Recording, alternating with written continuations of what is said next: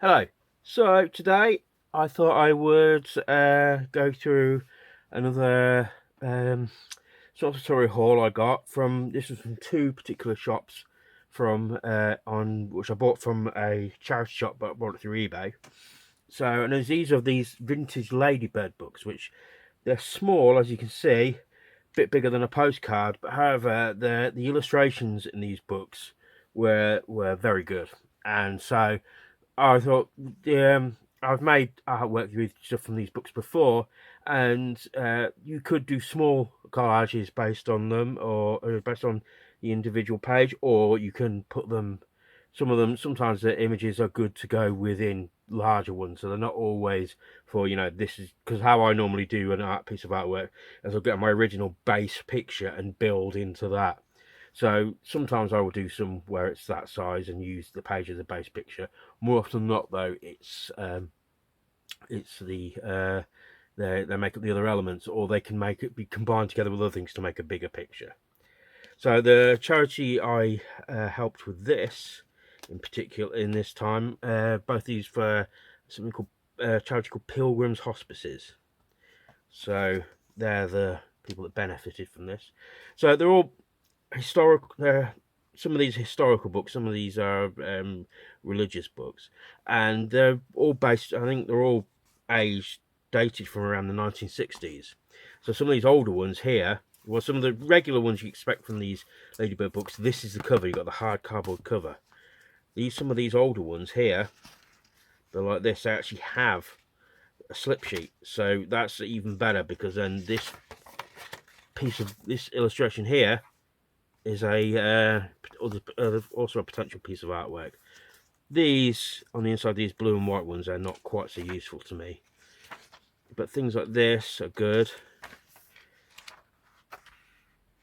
And this could be very useful. I mean, you can just cut him out and put him in a illustration. In someone else's one. I mean, this is good because you could always replace the sky here, have something coming up there,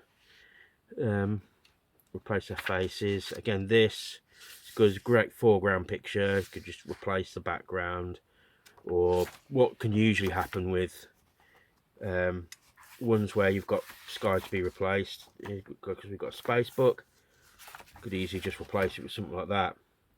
Some obvious one. The argument is whether it's too obvious, but that's an argument for another time. Again, this is great. This is absolutely fantastic because you could easily have the thing. My go-to thing with this would be to have something devastating in the background, some kind of carnage or something. So you've got the obliviousness of it, and you could have things in the baskets, like maybe like head in a basket, something like that. All these are good.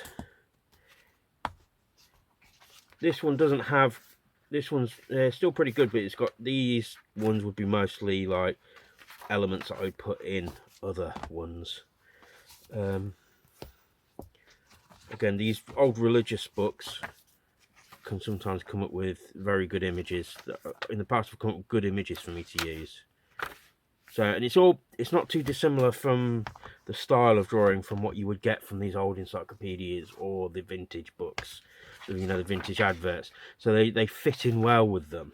It's not too jarring because yes, we like juxtaposition. However,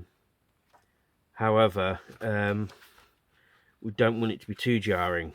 And this one here, my wife pointed out the look on this guy's face is priceless. So I suggest I could put something on top of the sack or something. And I could also, usually my go-to with things is I will place things that's unusual inside someone's hands. So these are always good because I like to use pictures of rockets and like that, because sometimes they're stand-ins for missiles. I feel they can be sometimes, and that's good. Could easily have something else dangling from that helicopter, and I could keep I could basically have something bigger dangling from there. I could cut out the capsule and use that another time. This is a good background picture for like replacing sky or something, or something in Windows. It's funny, this book came from, I was looking through this book, and it came from, shows how much we know now and we didn't then, because this book was first published in 1964, and we have a thing here about Venus, talking planets near the sun. So this is, I think this is actually supposed to be an illustration of Mercury, but we say Venus is a much larger planet, much like the Earth in size. It shines very brightly in the night sky early in the morning. It's covered with a thick layer of cloud. We can never see the surface of Venus, and we do not know how long it takes to turn around its axis. Some space probes have already sent towards Venus, and these will be followed by others. We have great hopes that one day we'll know what kind of a world this beautiful but mysterious planet really is. So this is before the Soviet Venera probes, where it completely removed that dream. And now we do know how long Venus takes to go around its axis. It's a little bit longer than its year, and it orbits retrograde, orbits the other way around. But anyway, I mean, these are good. I mean, these are good elements to put in with something else. Again, like all these. I mean, I also like to have things where things are being held up. So, like that, holding up a magnifying glass. They're always good. Hands holding things, like kind of interposing things. Especially hands holding money. They're usually useful for the kind of messages I try and put across. I mean, this picture's great. I mean, again, something like that goes very well in another picture, just to make it weird.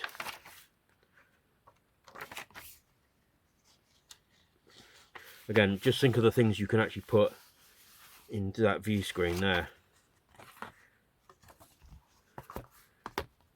And again, a lot of some more Jesus-y type stuff. For some reason, these ones are just basically illustrated very well. I mean, look on that guy's eye. It's like he's face palming.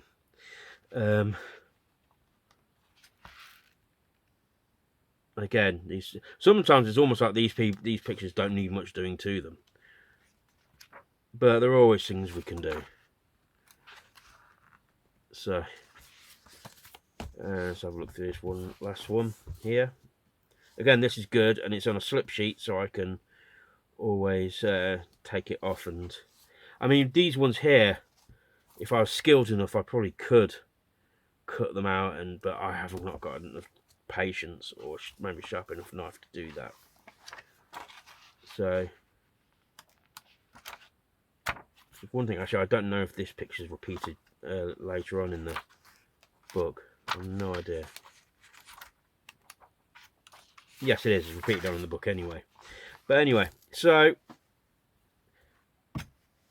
I like this kind of material, and also since it's Ladybird, it's old Ladybird stuff. You know,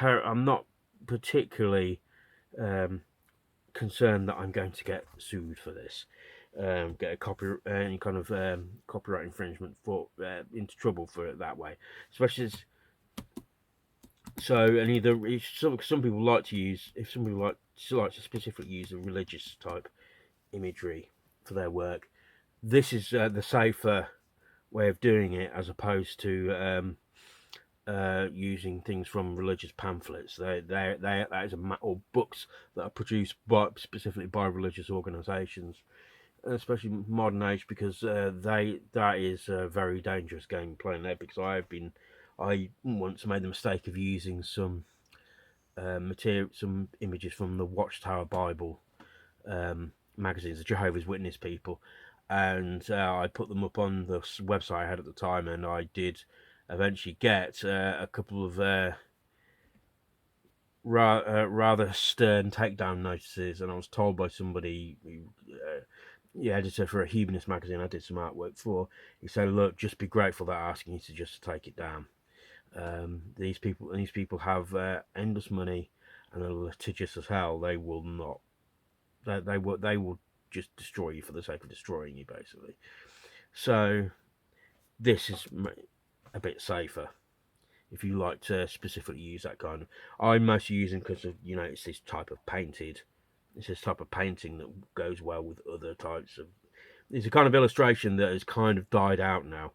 Doesn't really get used anymore, especially since with the advent of good photography. So nowadays, if you get a science book, you will, for quite obvious and good reasons, that a picture of a capsule like this, they would probably actually, because they obviously this is like this is a Mercury capsule. NASA will have versions of these in their in their buildings. Someone can easily just take a picture of it, and then take a picture of someone sitting inside it, and then just digitally do a cutaway. So you don't have the need for these kind of paintings anymore. I mean, obviously some of these are, I mean, like that. That's where someone's imagined a ship. We have no ship like that, and these obviously we don't have that. But so they're still. But then the kind of images that you would hear come up with now look photographic.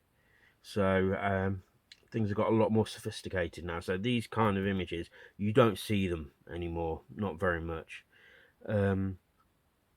So, I mean, another reason for using older ones is for copyright reasons. You're much less likely to get into trouble with these older ones because people may just not be looking out for it. And the really, really old images are usually in public domain. And I have videos where you can where you can actually find those kind of images. And some modern ones they're in the public domain you can use as well. Again, I have some videos of sites where you can get that kind of thing. So let me know what you think about this haul. I'm looking forward to see what kind of images I could come up with this. And I shall obviously like, share, and subscribe. In my description is my link tree with my merch links and my socials. And I shall see you soon. Thank you.